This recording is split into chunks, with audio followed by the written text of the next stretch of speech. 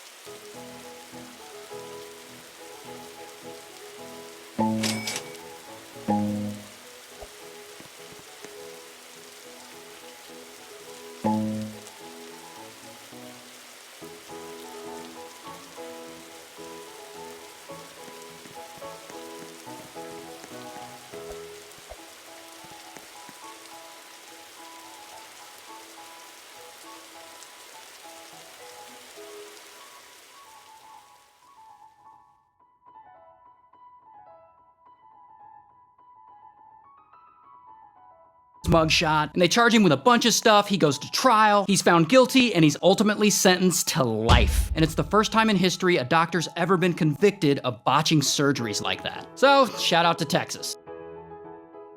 So this guy, his name's James, and James is like the coolest old guy you've ever heard of. I mean, he's 63, he's a doctor, he's also an ex-Green Beret who fought in Vietnam and saved a bunch of people, so he's like a war hero? And if that isn't cool enough, he's also really into motorcycles. Yeah, he's one of those guys. But one day, in 2011, it all changes, because he meets this guy, Ferdinand. And Ferdinand happens to be the head of a local chapter of the Pagan Motorcycle Club, which is like a well-known outlaw motorcycle gang, and they're supposedly bad news. But despite that, James and Ferdinand bond over their love of motorcycles and stuff, and at one point, one of them comes up with this crazy idea. They want to go into business together. And since James is a doctor, they decide they're gonna set up a drug ring to sell painkillers, OxyContin. Specifically, their plan is for Ferdinand to send drug users to James's office pretending to be his patients. And these fake patients will then pay James some money for the visit, or their insurance will cover it. Then James will write them a large prescription for OxyContin, and the fake patients will then go back to Ferdinand and give him his cut. And so they do this little scheme, and it works, and it works really well. And suddenly they're both making a ton of extra money, and no one suspects a thing because James is like this cool old guy and he's a respected physician, and no one's gonna assume he's doing this. Except for one person. One person gets really suspicious of James, and that person is this nice woman, April. April's 47 and she's James's wife. Not only that, she's also a popular on-air host at the local radio station, and she's known to be very outspoken. I love being here to bring you the truth. As unvarnished, as unpretty, unbuttered on the biscuit it is. Now, we don't exactly know how, but at some point, April starts getting suspicious of some of the things James is up to. And she discovers that he is a big part of this motorcycle gang Oxy drug ring. And if that isn't bad enough, she also discovers that he's a big liar, and that he's made up a bunch of stuff about his past. Like, he was never a Green Beret, he never fought in Vietnam, he never rescued a bunch of people, he lied about his service, and all his military tattoos and medals and his Green Beret stories, they were all made up to make him sound like a cool guy. And so April finds all this out, and she's devastated. Like, how could he lie to me about all those things? And she has had enough. And she's like, I'm done. I want out of this relationship. He is no longer foreign. But James, he isn't ready to get divorced. And so they fight about it. And I guess he isn't gonna grant her the divorce, which is just gonna make the whole process way more difficult than it needs to be. And April's like, if you don't grant me this divorce, I'm gonna tell everyone that you lied about being a Green Beret in Vietnam and that you're involved in a drug ring with the pagan motorcycle gang. But here's the thing, her threatening to tell everyone is a big deal because she's a popular on-air radio host in that area. She's also very well known for having a lot of opinions, and at any time she could jump on the mic and ruin James's whole reputation. And obviously James can't have that. And he's like, if you tell anybody, I'll go nuclear on this family. But April's like, whatever, you're all talk. And while James acts all hardcore, deep down, he's super worried about her telling on him. And so he comes up with a plan to make sure she doesn't do that. He's gonna hire a hitman. And so he goes to Ferdinand and he's like, can you help me find someone to unalive my wife? And Ferdinand's like, aye. And they end up hiring a hitman. And the hitman they hire is this guy, who we'll just call Hitman.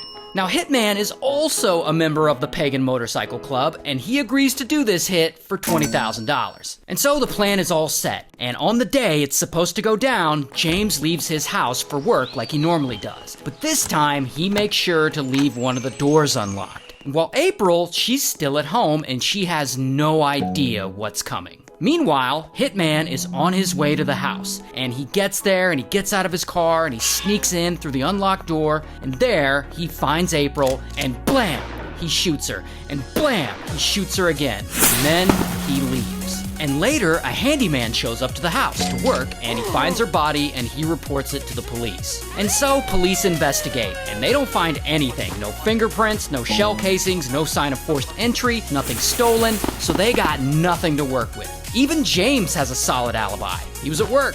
And I guess police never really get any more leads after that because the case goes cold.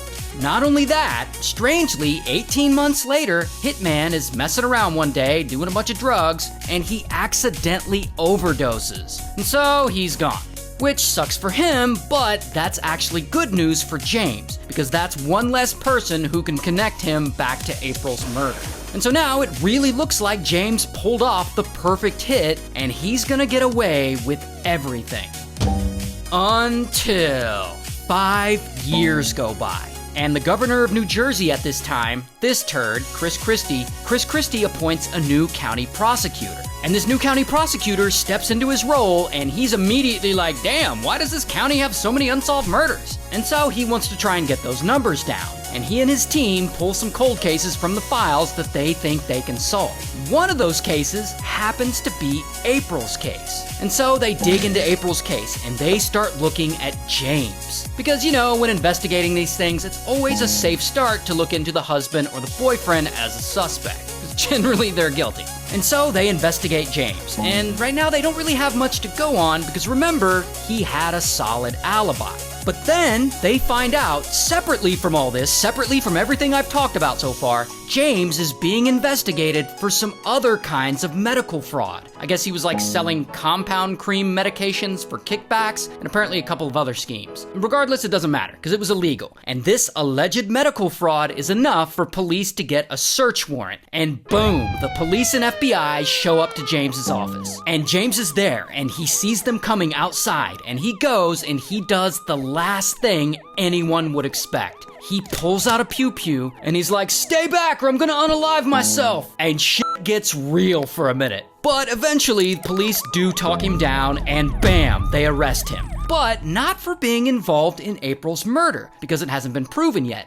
They arrest him for a weapons violation. And by the way, here's his mugshot. The husband of a murdered South Jersey radio host is under arrest and now facing charges following a standoff with police. Now, because of all this, police are able to get James's phone, and they get into it, and they see that he's connected to a guy named Ferdinand, and therefore the Pagan Motorcycle Club. And so then James caves, and he tries to save his ass by blaming everything on the Pagan Motorcycle Gang. And so police, they go to the Pagan Motorcycle Gang, and they're like, this guy's trying to blame this murder on you guys. And then some members of the Pagan Motorcycle Gang come forward, and they're like, no, James was giving us OxyContin as part of a drug ring, and then he came to us wanting his wife unalived. And so, with this new information, kaboom, they charge James with first-degree murder and some other stuff. And also, bam, they go and arrest Ferdinand for his involvement in all this. Here's his mugshot. Prosecutors now say Dr. James Kaufman arranged the murder of his wife and used a biker gang to carry it out. And so now James, he's in jail and he's waiting on his trial, and unfortunately, or fortunately, while he's there, he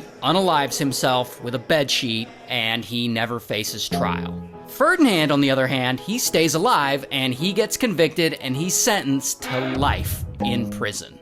It's wild. So one day, this guy's lurking around on the internet, and he's looking for an astrologer to give him a reading, because I guess he's into that kind of stuff. And finally, he runs across one, and he sees her, and he's like, damn, she kind of fine. I'd like to get a reading from her. So he reaches out to her and he tries to book a session. But unfortunately for him, this astrologer only books sessions with women, because I guess when she books sessions with men, they always try and creep on her. But this guy, he's not gonna give up. He really wants this woman's attention. So he gets a female friend of his to book a session with her. And that female friend books a session, meets up with the astrologer, and she's like, look, I'll be honest, I'm really only here because my friend asked me to come. He's a really good guy. He really wants to get to know you. And so the astrologer's like, ugh, fine, okay, I'll meet your friend. And so finally, they meet up in person. Now the guy, his name is Bishambhai, but we're just gonna call him Bish. And the astrologer, her name's Sultanat. And so Bish and Sultanat meet, and they actually hit it off. And she ends up kind of liking him, and eventually they start dating. And within months of meeting, the two decide to get married. And so far, everything seems to be going great. Until... Here's the thing. All of this is taking place in Kazakhstan. And in Kazakhstan, Bish ain't no regular dude. He's actually kind of a big deal there. He's worked in several high-level government positions. He was the Minister of National Economy, so basically he was in charge of Kazakhstan's economy. But then he got convicted for taking bribes and sentenced to 10 years in prison. But I guess he was friends with the president of Kazakhstan at the time, so after 2.5 years in prison, the president pardons him and he gets out. My point is, Bish is a very well-connected guy. He's also a very controlling guy. And so anyway, Bish and Sultanat get married, and almost immediately his controlling side starts to come out. Like, he's super jealous, he makes her quit her astrology fortune teller job she loves, and he forbids her from working any other jobs. He starts isolating her from her friends and family. And to make it worse, Bish also starts getting physically abusive with her. Like, he gets violent, often and a lot. And her family knows, and her friends know, and Sultanat sometimes even sends her brother photos of all the bruises Bish puts on her, and she tells him that Bish is responsible. And if you're wondering, okay, so everyone knows he's beating her up, why doesn't anyone report him to the police? Well, just keep in mind that domestic violence in Kazakhstan at this time is not only viewed very differently than other places in the world, but minor domestic violence is decriminalized here. So, smacking your wife around? Not a crime.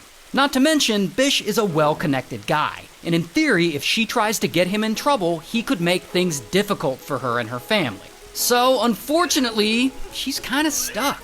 And at this point, they've been married less than a year, and things just keep getting worse. And one night, it all goes downhill. So they're out at this restaurant that his family owns, and no one else is there. It's just them and I think some of the staff, because the place I think is closed at this time. And so Bish and Sultanat, they start to fight. Like he's been fighting with her all day, allegedly. And you can see them here on security footage. And so I guess he's mad because he's convinced that she slept with this other guy who she actually didn't sleep with. But if she had, it would have been before she and Bish had even met. So like, I don't know, it was some insecure husband shit he's mad about. The dude is a psychopath. Now at some point during all this fighting, suddenly, pow, he starts hitting her and punching her in the face and grabbing her by the hair. And she eventually escapes and she tries to hide in a restroom stall, but then boom, Bish breaks down the stall door and he drags her back out and he just keeps punching her and kicking her. And eventually Bish drags Sultanat by the hair into a VIP room. And that VIP room is private, so there are no security cameras in there. Now, there are security cameras in other parts of this restaurant, so this whole beating before the VIP room is caught on camera,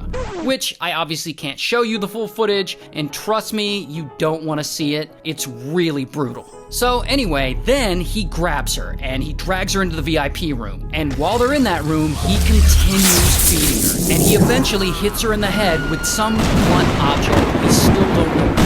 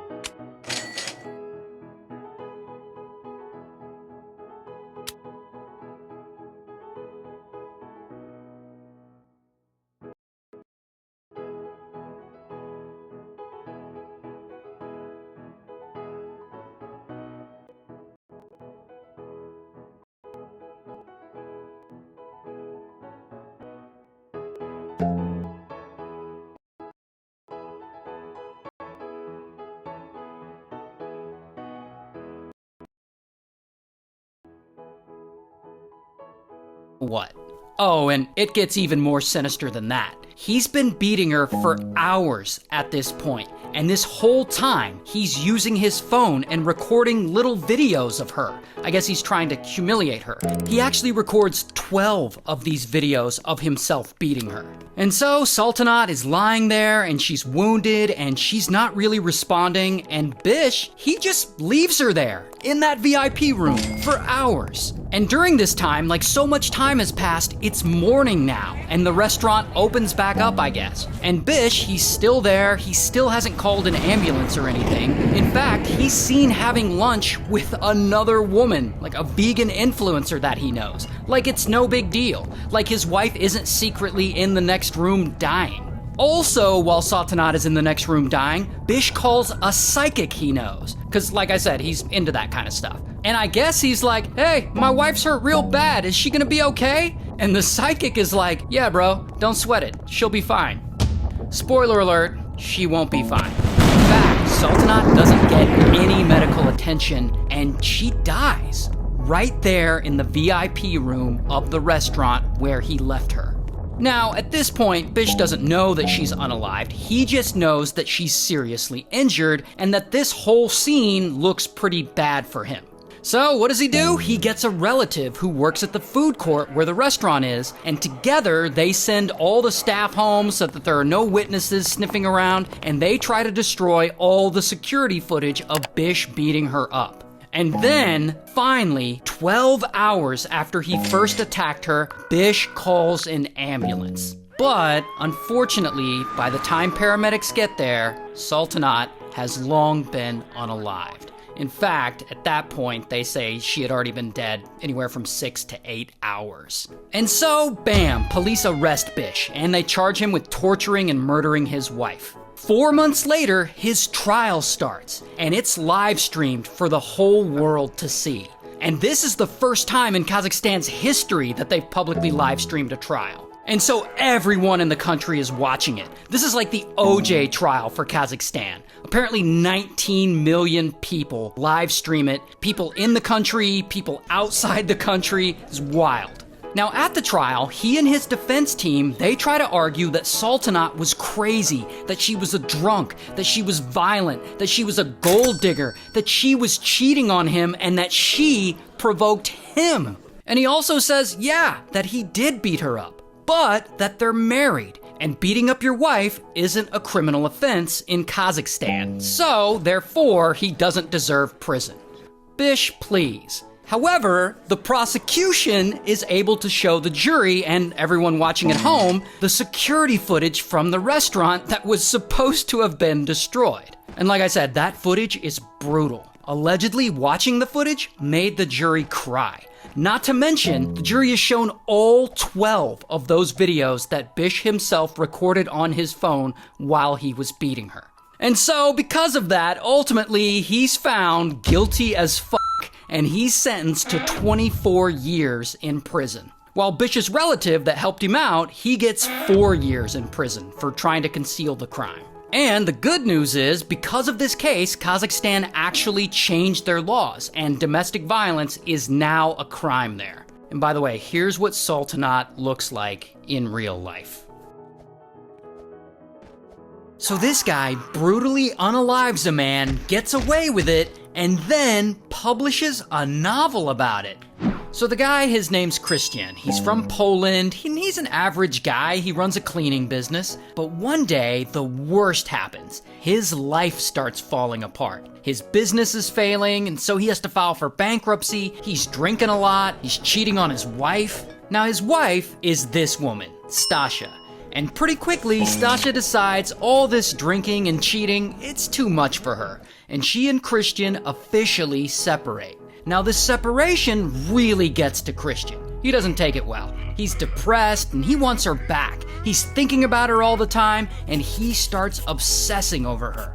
And eventually, he decides to hire a private investigator to start following her to see what she's up to.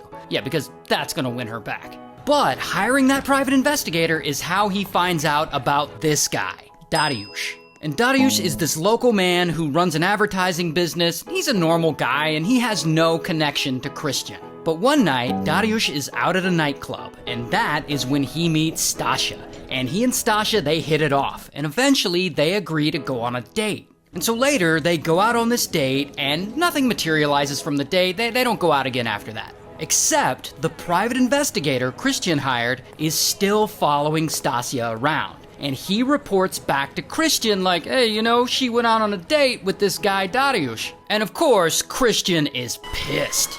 And one night, he gets all drunk and he goes over to Stasia's house to confront her, and boom, he breaks her front door down, and he's screaming at her and he hits her, and he confesses that he hired a private investigator to follow her, and that's how he found out that she went out on a date with this Dariush.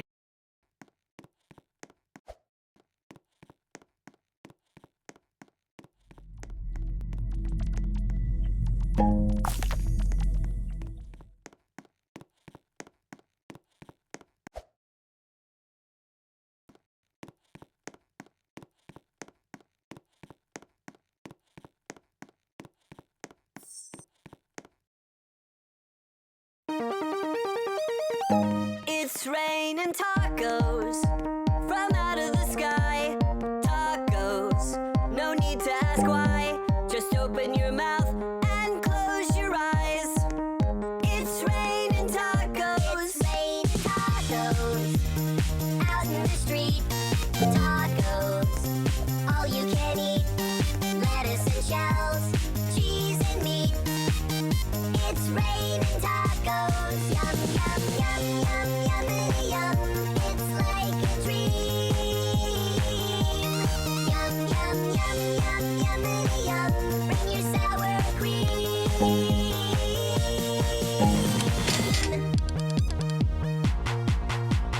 Shell, meat, lettuce, cheese, shell, meat, lettuce, cheese, shell, meat, cheese. It's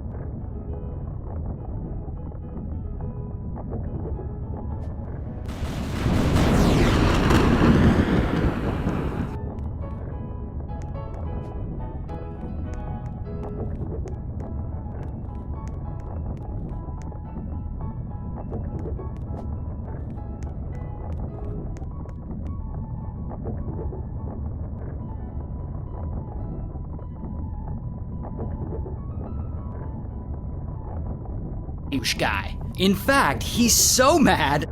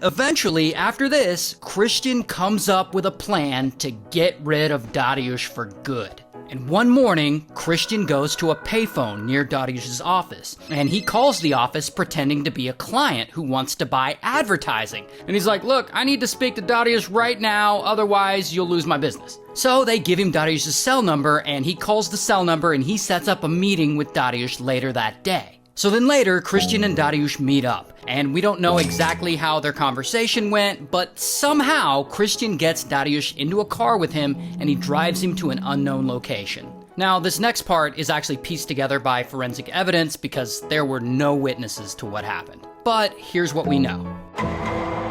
While at this unknown location, Christian suddenly gets violent with Dariush, and he beats him up, and he ties him up, and he tortures him, and he holds him hostage for a few days. He doesn't give him food or anything. Then, when he's done with him, he takes Dariush to a local river and he throws him in.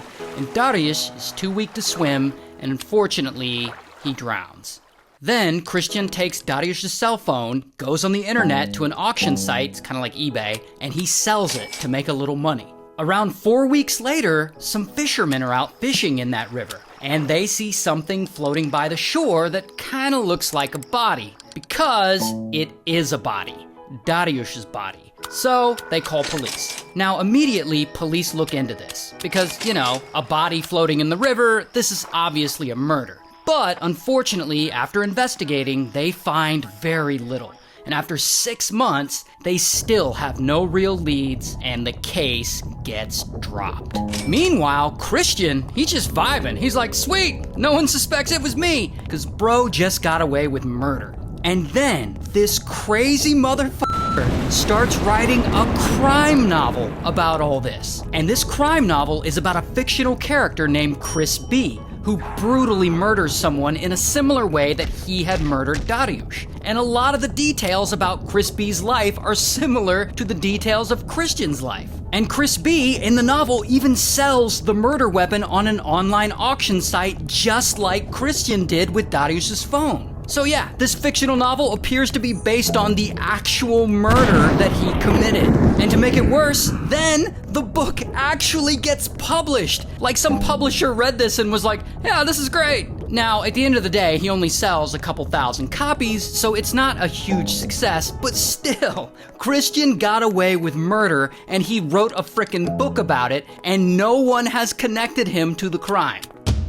Until 3 years later, after the murder, a local detective is looking into cold cases, and he starts working on this one to see if he can find anything new. And detective suddenly realizes Dariush, he would have had his cell phone on him, like everyone always has their cell phone on them. But when they found the body, they never found his phone. So detective gets a hold of the serial number for that phone, and he finds a way to track it. And he discovers that after the murder, it had been sold on an internet auction site. And the person who sold it, their username was Chris B, like the character in Christian's novel. So of course, they trace the account back to Christian. So detective, he investigates this Christian guy he's never heard of, and he deep dives into his life, and that's when he finds out about the crime novel he wrote. So he and a bunch of other police officers, they scour through every chapter of that novel looking...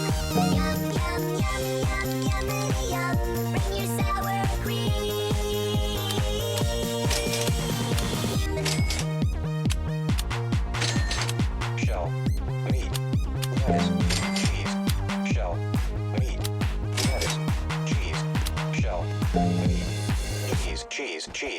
cheese. It's raining tacos. Raining tacos. Raining tacos.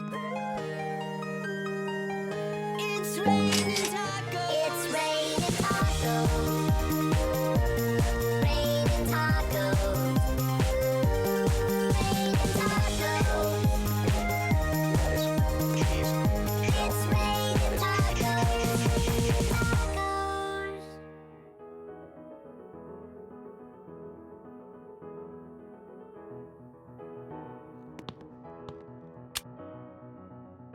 for any details that might lead them to connect Christian to the crime. And eventually, boom, he's a suspect, and they bring him in for questioning. But they don't get much information out of him, and they have to let him go. Oh, but it's not over, because then they get another break in the case. Apparently, when Christian called Dariush's office that day from the payphone, he used a phone card. I guess it was one of those prepaid ones that some countries use. And so detectives discovered that a phone card was used, and whoever used that phone card that day also made other calls. Calls to Christian's parents, Christian's girlfriend, to Christian's friends. So obviously it was Christian using the phone card, because obviously he's the frickin' killer. But this phone card isn't what gets him busted. Here's what gets him busted. Remember Stasia? Well, up to this point, Stasia hasn't been super cooperative with police. Like, she doesn't really want to talk to them. They've tried to talk to her several times, but she's just one of those people who doesn't trust them. Regardless, they try speaking with her one last time. And this last time, they show her parts of Christian's novel. Specifically, they show her parts of the book with this character named Sonia. And Sonia, in the novel, appears to be based on Stasia. And this little factoid freaks Stasia the fuck out. She's like, this weirdo Christian was writing crime novels about me? And so, kaboom, she finally agrees to talk, and she tells police everything.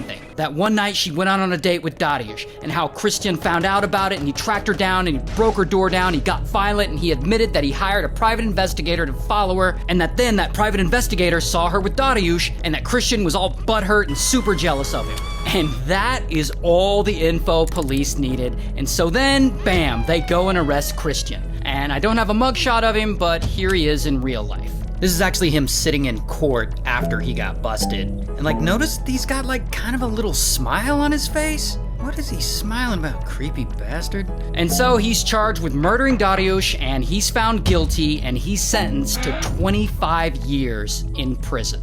And so, just to be clear, if he had never written that novel loosely based on his crimes,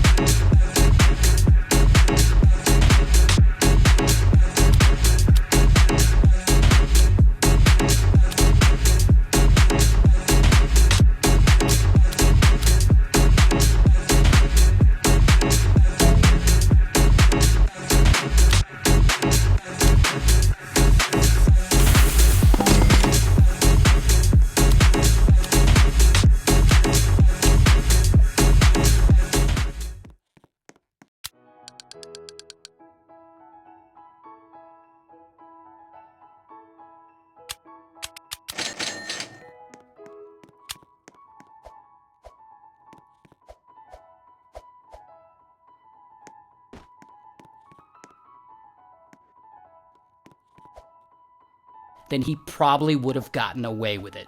And that is wild to think about. So this guy, he's just evil. Like, he's a psychopath. Let me show you.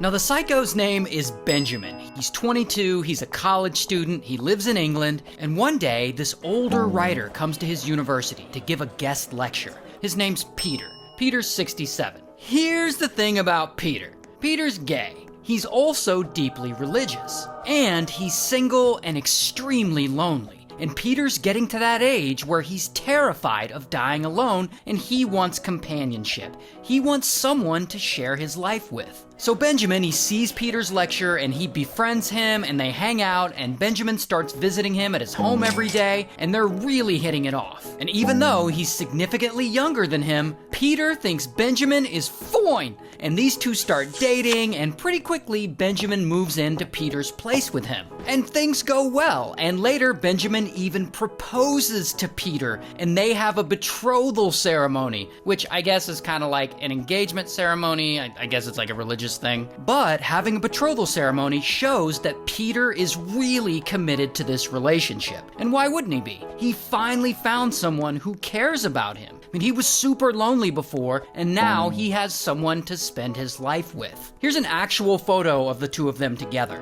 And here's another photo. And I gotta say, they look really happy together. I mean, they even go to church together every week, and Benjamin becomes a church warden. In fact, Peter's so serious about this relationship, he changes his will to include Benjamin in it. However, here's where the story gets dark. Remember how I said Benjamin is a psychopath? Well, he isn't really in love with Peter. Benjamin sees Peter as an easy target, a lonely, gullible old man who's in love with him. A man who would believe whatever Benjamin tells him because he's so desperate for companionship. And now that Benjamin's got Peter to put him in his will, he comes up with a plan to get rid of Peter for good. And first, he makes Peter think he's going crazy. He goes and he takes everyday items from around the house and he hides them. He also moves... Tacos, no need to ask why. Just open your mouth and close your eyes. It's raining tacos. It's raining tacos. Out in the street, tacos. All you can eat. Lettuce and shells, cheese and meat. It's raining tacos. Yum, yum, yum, yum, yum, yum. It's like a dream. Yum, yum, yum, yum, yum, yum. Bring your sour cream.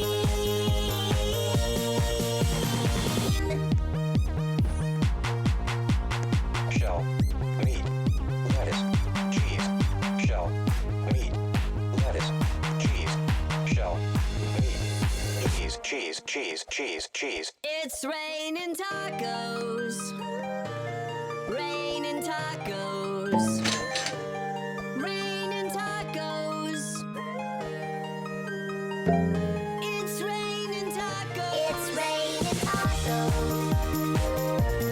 Raining tacos. Raining tacos. Lettuce, cheese, shell, It's raining tacos. Tacos.